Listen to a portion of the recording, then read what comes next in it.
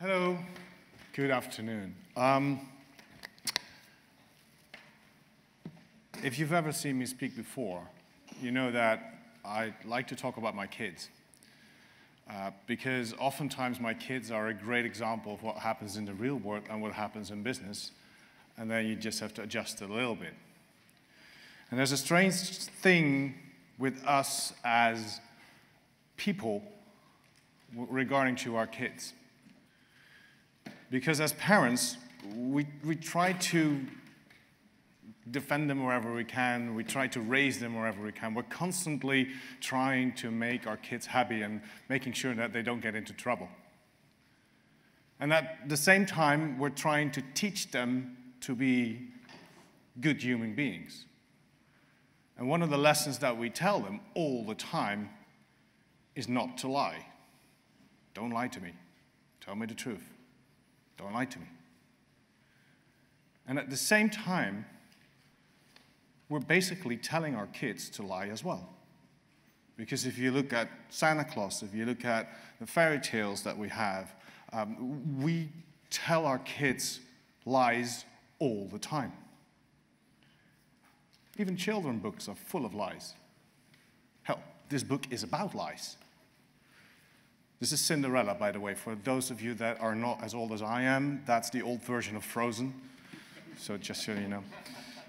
The thing is, the question arises, if you look at our kids, are we even capable of living in a world without fake news, fake content, without lies? Because we're constantly telling lies to our children, so it's basically in our genes. You've heard a lot about fake news in the last year, 2 years, ever since Brexit and mostly Donald Trump started to get into the news. The thing is it really something new, or is it something old? If you look at Google Trends, you would say, yes, it's new, because only around October 2016, that's when the term fake news was starting to be used in Google quite a bit. But you never look at just one thing, right? You look at more things. You look at multiple things. So if you take, for example, the word conspiracy theory, or you take the word hoax, then you'll see that throughout time, we've always been talking about fake things, and it's actually nothing really new. And that we use a lot of different terms to talk about the same thing. Fake content, fake news. So is it just a term? Or is it something else? Let me take you back 2,000 years, almost, to Italy, to Pompeii. Pompeii was a city in the south of Italy next to the Vesuvius, a volcano. And the volcano erupted, and it killed almost 2,000 people. One of the people that got killed was this guy. His name was Pliny the Elder. And Pliny the Elder was one of the rich people in Pompeii. And Pliny the Elder had a nephew. His nephew, this guy, was called Pliny the Younger. Very inventive, but still. This guy, Pliny the Younger, started writing letters to the Emperor of Rome about the heroic deeds that his uncle, Pliny the Elder, had done during the eruption of the Vesuvius, that he had saved many people and that he was actually a real hero. None of it was true. All of it was lies. The guy died while in an orgy. And maybe that was fake news as well. You never know. The thing is that actually Pliny the Younger told the emperor that he was doing this, that he was sending the letters to make sure that when he was long gone as well, people would think that Pliny the Elder was a great guy because of the letters. So he told the emperor to keep the letters so that future generations would find the letters and then believe that Pliny the Elder was a good guy. All to make sure of his heritage. Fake news. So fake news has been there throughout history. If you look throughout history, there's a lot of examples. the witch hunts, the grain circles, propaganda. In World War II, there was a lot of propaganda happening, and people started to believe things that weren't true because it was orchestrated in the right way. And that orchestration, we can still see, was one of the foundations of public relations. This guy, Edward Bernays, was one of the founders, maybe he's called the founder of actual public relations. If you read his book, Crystallizing Public Opinion, you will read about tactics and strategies on how to make sure that people will believe almost anything you say. And he used those tactics in the early years of the last century to make sure that Americans felt that they needed to buy American products. For us now, that feels normal, because Americans are always there to buy their own products. America First, that Trump keeps talking about, that's something that we think, yeah, that's just Americans. Actually, it's not. It wasn't like that before Edward Bernays started to get into the business of PR and helping the American government to make people believe that they should buy American products. Because before that, they were fine buying European products. They were trading all the time. So he helped change that feeling that now is so common. And you can see some of his tactics still in what's happening in the US now and actually all over the world. Now, those are all old things. When the World Wide Web came, there was the idea that the World Wide Web would be a democratic place, that everybody could tell their truth and that the truth would arise. Wikipedia would be like, okay, there's everybody's on the web, and we'll make sure that the right things get on there and the wrong things will be taken off. Well, that failed, because actually the internet is full of crap. Is anybody here from Australia? I know Jo is in the next room, so she's not here, but there's nobody here from Australia. You see? Then they were right, because actually Australia doesn't exist. This guy, the flat earth believers, they actually say like Australia is a hoax, doesn't exist, it's been made up. The interesting thing is that a lot of people believed it just because they see it in their Facebook feed, just because their friends share it. We tend to believe things that might, like, it's obvious that it's not true, but we still believe it. And weird things can happen. Maybe you've heard of this restaurant, The Shed at Dulwich. This was a restaurant that this guy actually made up. He didn't have a restaurant. He just made sure that he optimized his bookings on The Shed at Dulwich, sorry, on TripAdvisor, that well that it showed up on the top of the results for a good restaurants in the neighborhood. And he actually got a lot of people trying to get to the restaurant. He got people making reservations on a restaurant that didn't exist. All because we believe it. So it goes back 2,000 years up until the internet now. The biggest difference between 2,000 years ago and now, of course, is mass. It's a lot easier to get content out there. It's a lot easier to get in front of thousands, millions of people. That's the biggest difference. The way it works, pretty much the same. So what is fake content? Fake content is content that's not right. It's inaccurate. And it always has a reason. It has a reason to disrupt. It has a reason to push an agenda. But most of the time, it has a reason to make money. In the end, fake content is about influencing people's brains. It's about making them believe things that actually they should not be believing. And if you want to dissect how that works, the first thing you need to do is look at what is the purpose of actually spreading the fake content. Why are people spreading content that's wrong, that's fake? That's the first step. And you can see that there's actually three main ways. People want to deceive. They want to push an agenda. And of course, they want to make money. And the last one is the most important one, as always. Just follow the views. And the thing is, if you just follow the money. If you think about it, it makes sense, because we're pushing those that are on the web to do this. Because we believe that clicks are important. We believe that the number of views are important. So we believe also that people need to send updates because otherwise you're not seen. Omi said it right. If your content has no clicks, it has no reason to exist. It's true, but at the same time, it makes that we're pushing for something which will help us create more fake content.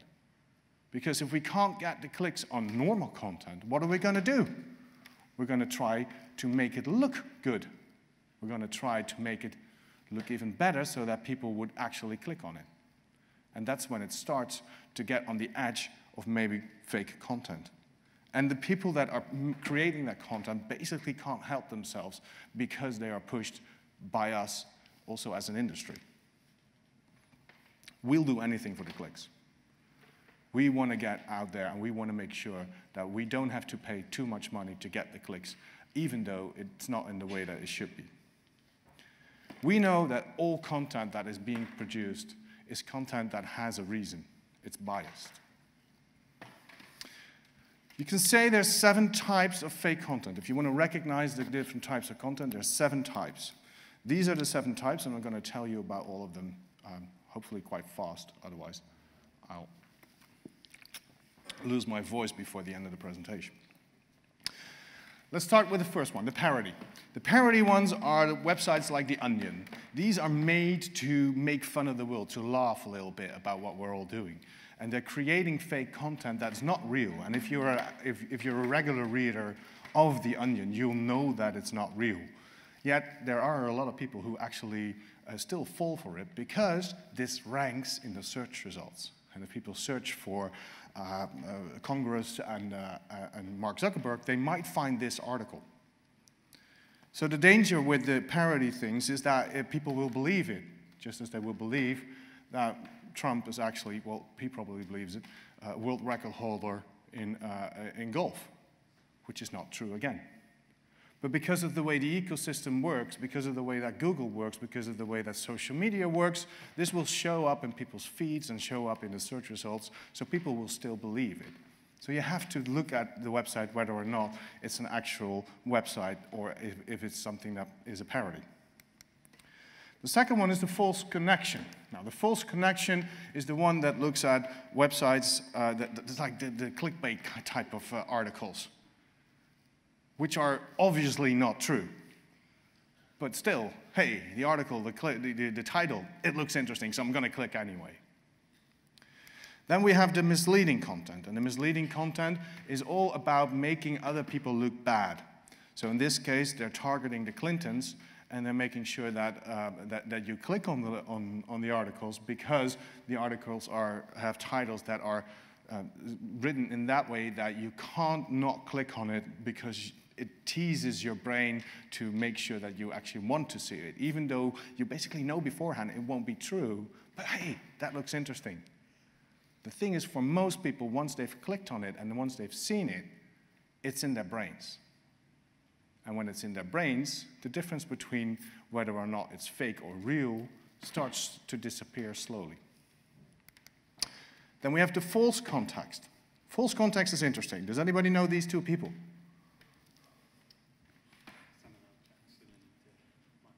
Yes, Samuel L. Jackson, actor, Michael Jordan, former basketball player.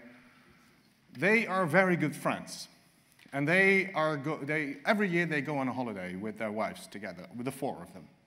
This is a picture taken of them in Italy, sitting on a couch after they've been shopping at Louis Vuitton.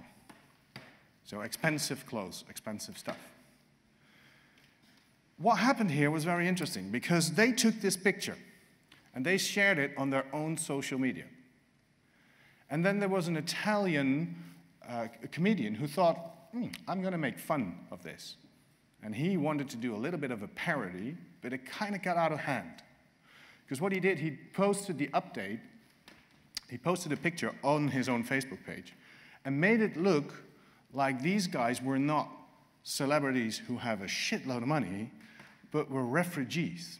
Because in Italy, refugees are given 30 euros when they get into the country to spend on clothes and spend on necessities. And he just said, look at this. We give them 30 euros, and they're going to spend it at Louis Vuitton. And then people go like, what? Because they didn't realize they were celebrities. They thought it was real. They thought it was actually, they were actually refugees. And there were people screaming on the web, celebrities, Italian celebrities as well. We can't let this happen. If they take our money, we're giving them our money, and then they're going to shop in expensive shops. We can't do this. They need to go.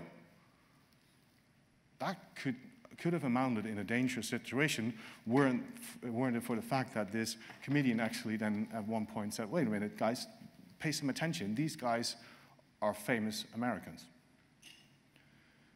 But the context is wrong. The context was that they were on a holiday, but it's easy to change the context just by adding a few texts of line to it. So putting two things together. Then we have the imposter content. And the imposter content are websites that look like they're real websites, but they're actually not. So which one of these is true or not? ABC News on the left or ABC News on the right? This one is the real one, fake one, that one's the real one. But it could easily be the other way around if you don't know what the website looks like. So you might be fooled into reading an article which you believe comes from ABC and it actually is something else. Then we have the manipulated content. And the manipulated content is quite interesting because it shows that you can do anything with pictures these days. This guy seems to be standing on one of the Twin Towers just before one of the planes crashed into the buildings. Well, he was on the Twin Towers, but not on the day it crashed, on another day. And the airplane you're seeing, that was photoshopped in. That's manipulated content, so that's not real, but it looks real. And there's a lot of content like that out there. And then we have the fabricated content. And fabricated content is articles that are just not true, made up. This was actually a big thing in the elections in the US because a lot of people believed that the Pope had actually endorsed Donald Trump, which he never did. But people wrote about it, and because the smaller ones picked up on it, the smaller ones wrote about it, that's when the bigger outlets also started to write and talk about it. And then this one, a picture of a Syrian boy in between the two graves of his parents. This picture was talked about as being maybe one of the contestants in winning the, what's it called, not the Pulitzer Prize, but the prize for the best picture in the world. It turns out that actually the Syrian boy lying there was the nephew of the photographer. And he was just lying there to make the picture. It wasn't true. Fabricated content. But you can't tell that if you just see the picture, if you don't know the context. Once the picture is taken, once the content is produced, it needs to spread. Now, how does it spread? How do we get to see the fake content? Of course, there's the ways that we already know. There's the fake accounts. There's Google autocomplete. Once you get enough people to search for it, Google autocomplete will search for it as well. You can automate that, and you can actually make sure that people will start clicking on those links. So Google autocomplete is a very important one. And then there's... Obamacare is an absolute disaster. Obamacare is a disaster. Obamacare, a disaster. Obamacare is a disaster. Obamacare is a disaster. Obamacare is a disaster. Obamacare is a total disaster. The disaster known as Obamacare. The disaster known as Obamacare. The disaster known as Obamacare. The disaster known as Obamacare. Obamacare is a disaster. Obamacare is a disaster. The disaster known as... That was easy. That last sentence, that was easy. That's crucial, because this is the way that a lot of content gets spread and a lot of content gets is believed, because of the repetition. So much repetition always from, not just from, in this case, Trump himself, but from the people around him. And what's interesting here is that they make sure that they get it out there and make even the opponents repeat it. Because what happens When he talks about Obamacare being a disaster, CNN, who is not very much a pro-Trump organization, starts repeating it and saying, you know what Trump said? He said Obamacare is a disaster. That's repetition again. So they're actually helping him by repeating what he said. And repetition is very important in getting the message into people's heads. And when they hear it, it must be true because, hey, I've heard it so many times before.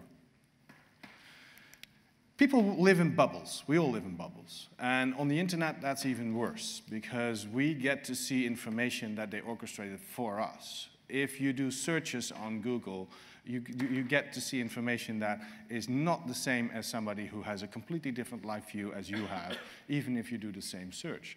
Same goes for Facebook. You get to see information that they feel fits your needs based on your behavior, based on your friends, based on the people around you.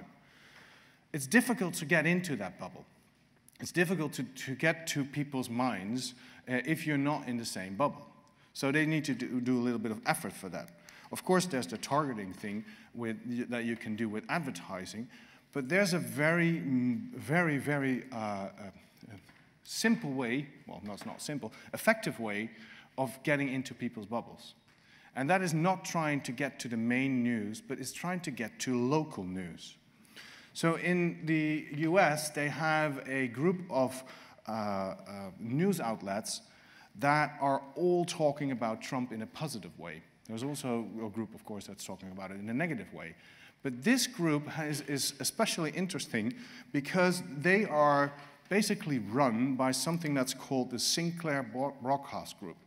And the Sinclair Broadcast Group owns thousands of TV channels in the US.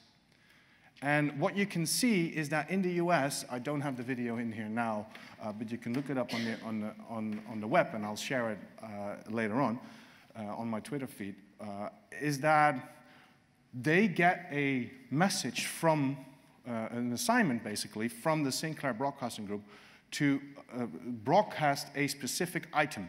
And that item is literally the same for every one of these local channels. But you're in one place, you're not in the other place. So you're not going to see all of them doing the same thing. You're just going to see your own local news broadcasting that specific item. And people trust local news more than they trust national news. So that means that when it's being spread through the local channels, people start believing it more. This is the tactic that they're using. The overlapping tactic is not what you would expect when it comes to public relations. Instead of going straight to the big guys, to the CNNs, to the BBCs, they go to the small ones. So they start at the bottom. They spread news with little blogs, little outlets, to make sure that it's out there, because those little blogs are the ones that are after the clicks. They're the ones that want interesting information so that they can get more people to click on their websites. So once they have the small ones spreading it, that's when they start sending messages to the bigger ones, and then to the bigger ones after that. And that's how journalists work. A journalist told me this 30 years ago, that the way she worked was to read local newspapers, pick one article, one little message, and then work on that and make it a bigger article. That's how she got her content, and that hasn't changed. Once they hear that something happens, they're going to check on the smaller ones to see whether or not it is already existing. Is it something real? Is it out there? So they start Googling, and they find the smaller blogs. And yes, it's out there. Then I can write an article about it. And that's how it spreads the fastest. Bottom up, not top down. And the biggest loophole on that is that they're all lazy as hell. They don't want to do the work. So what happens is when a PR sends an article to a local newspaper, they're just going to copy-paste it into the newspaper. I do some work for, volunteer work for my local tennis club, and we do some PR as well. We try to get into the local newspapers to show that we're doing a lot of interesting stuff. It's the same every time. I send them an article, they just copy-paste it in. If I make a mistake in it, the mistake will be in the newspaper. They don't even read it, they just copy-paste it. So that works. Now, the big question, of course, is when the content is out there, Why do we believe it? Because we're all sane human beings, and I can see you thinking, if I see fake content, I won't believe it. And I'm going to challenge you on that. You're wrong. Probably 80% of what you see, you're going to believe just like that. And only for 20% you're going to think, wait a minute, is this real or is this fake? Mostly because it's way out there. With fake news, it's not about the content. It's about the emotion. It's about how people perceive the content, and it's about their own history. And the most powerful emotion is anger. So throwing something out there which angers people will make it spread, will make it go viral, and then people will start believing it. That's one of the first steps. Anger works. And let's be honest, we all like to be fooled. We like to believe things. We like movies. We like TV shows that are not real. We like the stories in books. We want to be fooled because we want to be taken into a different world. And a very important element in that is our memory, because our memory determines what we believe. The problem with our memory is that it's faking us as well. So it's fooling us by thinking that we remember something when we actually don't remember things. If we're children, it happens a lot with my children as well. I can talk about things when they were like 2 years old, and they go, yeah, I remember that. It's like, no, you don't. Yes, I do. We were there and there. And I was like, wait a minute, she's right. Did she really remember that? And then suddenly I realized, oh no, wait a minute. We looked at pictures a few weeks ago from that time. But because she saw the pictures, she now believes that she can actually remember it. And that's getting into some strange things, because if that happens with kids, why wouldn't that not happen with adults? And there's actually research from people who were told that they were told stories about the Twin Towers. And a few weeks later, they were asked questions about it, and more than half of them said that they were there, when they were never there, but they were told stories about it. Because people tend to go into these stories that much, and our memory actually fools us. And then there's our habits. We have habits, and it's very difficult to get rid of habits, especially bad habits. And even though we know it's a bad habit, we still can't help ourselves. I want to bet that almost everyone in this room has had the feeling when they see a McDonald's, like, oh, yeah, nice, McDonald's. And I go, nah, that's not good for me. I'm not going to do that. And then some of you will like, well, maybe just this once. And then you go to the McDonald's, and like 5 minutes after that, you go like, shit, why did I do that? That's because we can't help ourselves. That's because it's a habit.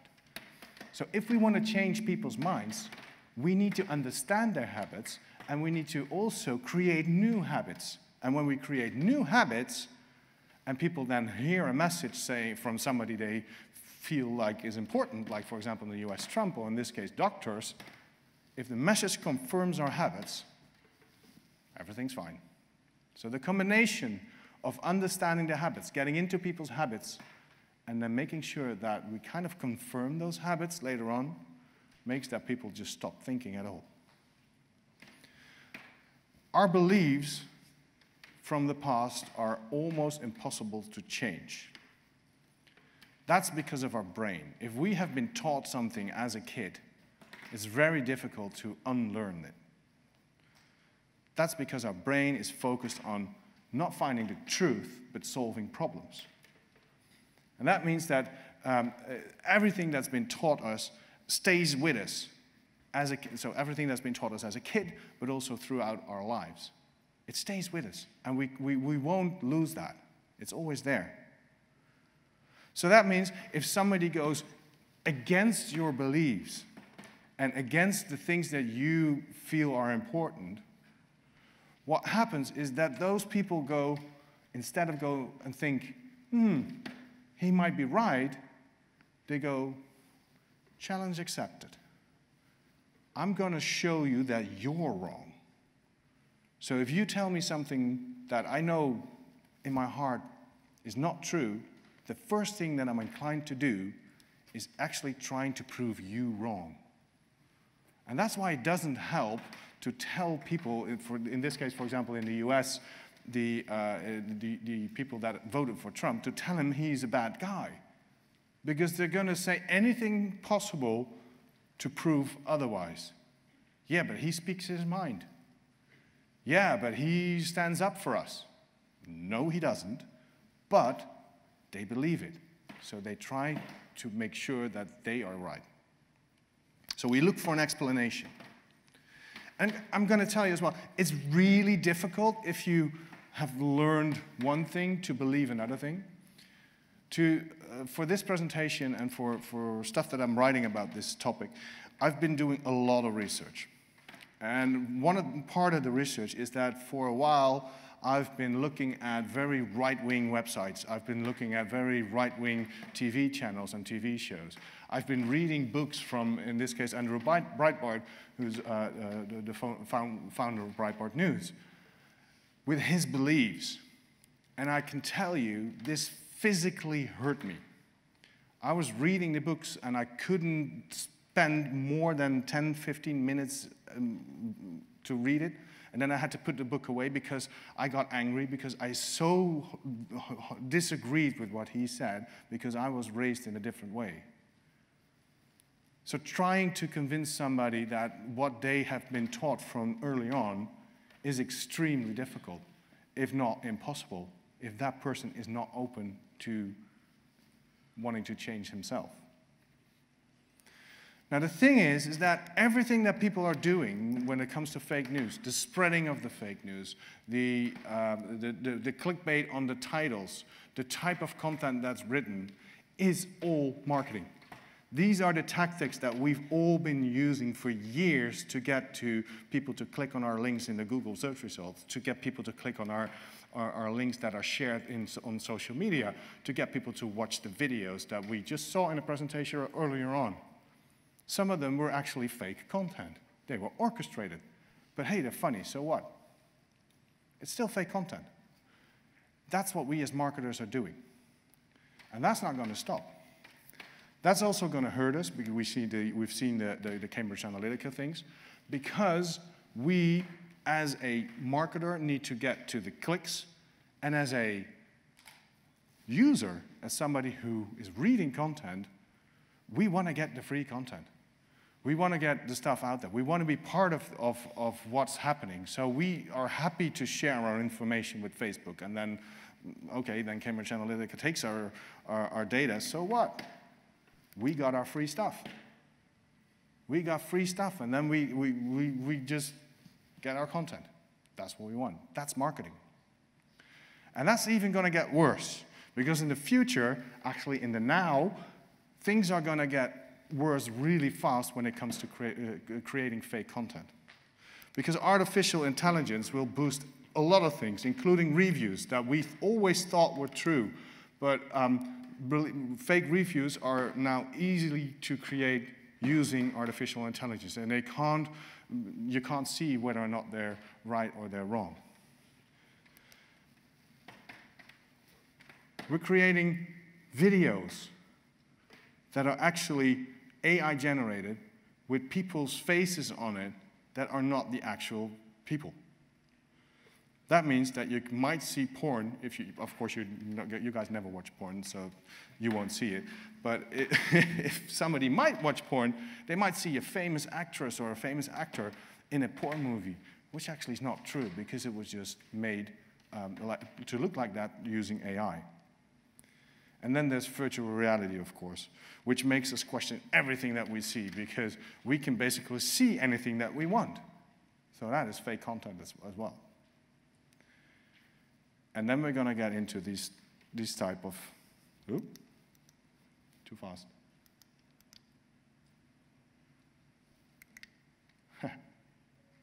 Cool. One back and then one forward, because what you're going to see here, once it starts working, is a little video, and it doesn't work. This guy is hooked up to a computer, and here you can see President Bush. And President Bush is talking. And his mouth is moving, and if you watch the video, you can see that it's in exactly the same way as that guy moves his mouth. That's because they have now created it's a shame that it doesn't work now, but they have created software that can make it look like he is saying anything. It looks real. And then there's the Photoshop for audio as well.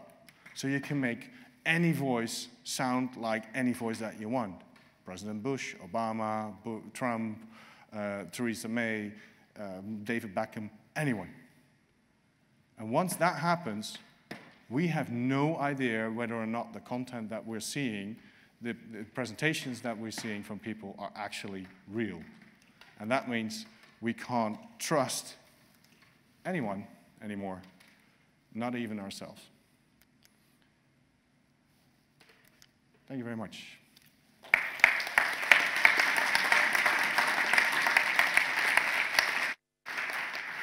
Brilliant. Thanks, Baz. So we're running a little bit behind, so the panel are probably going to come in and join us if they've finished on the panel now. So while we wait for them, should we just take a couple of questions, Alex? Yeah? Any questions for Baz? We've got time for one. I just see a tweet going out that Prince Philip died, which probably is not fake news. Otherwise I wouldn't. Let's hope that's not fake news. Well, that sounds weird. Let's hope it is. Sadly, probably unlikely. Do you have a question? Now, we'll give it a couple of minutes for the panel to come back. Oh, we do have one there, yes. Where do you see the role of agencies that kind of authenticate news, such as like Storybook? So, you know, would journalists maybe turn to agencies like that going forward, or? Yeah, I think so. Yeah, I think that agencies. Let's play the question back. People didn't hear. The question was, where do you see the role of agencies who authenticate news? Yeah. So the thing that's happening already is that there's platforms trying to create tools that show whether or not something is possibly fake news. So that's one part of the so-called solution. But that won't actually solve that much. I think the other part is, a large part, the marketers and the agencies as well, is in educating what is happening. So if you don't educate what you're doing, then the clients will still go for the same approach. And I think a large part of that, also of the education, is in the KPIs. So the KPIs that we are using as marketers are very much still aimed at getting as much clicks, getting the high rankings, getting people to watch videos. Whereas if we change the KPIs, and that's a large part, the agencies, because they want to do well for their clients. If we change the KPIs to actual conversion, to actual business results, and if we work on that, that's when we can actually do a good job as a marketer to help prevent this ecosystem to grow even further. If that answers your question. More to come in? Okay. Do you have another question? Take one more. Nope. I have a question. Okay. Do you think it is possible for us to overcome that sort of inbuilt prejudice based around the way we grew up and be actually objective about what we read? Or do we think that is built in for life and there's no way humans are going to change that? Well, yes and no. So both. I think it's very difficult because there's a lot of people who just don't care. And those are very difficult to change. However, I do think that if you look at the educational system, one of the things that lacks in most countries that I visit is that people get taught to be critical on what they're actually seeing. So I study history. That's one of the reasons why I'm interested in this topic. And the story I told about the Pliny the Younger comes from my history study. But I also got in my history study, for example, 2 books about the Battle of Dunkirk. And the Battle of Dunkirk, that was in the Second World War, and the Germans pushed the English back, and the English got away with relatively low amount of casualties. Now, the assignment that I got was I got 2 books, a German school book and an English school book, and I had to read both of them and then write a paper about it. Started reading the German book, and at the end of the book, the Germans had won, which if you look at the I don't know, the risk game type of things, like that makes sense. They won the country, so they won. Then I started reading the English book, and to my surprise, at the end of the English book, the English had won. I was like, wait a minute, what happened here? And then I started reading it again, and I did some research on it, and it turned out that actually Winston Churchill was responsible for that, because he said, we might have lost the battle, but we're going to use this to make the morale in the country look good by emphasizing on the escape. So it was the Great Escape. And that's what people in Britain, I don't know if it's still taught like this, but were taught at least, that was 20 years ago. I'm pretty sure that was the basis of the film. That as well, yeah.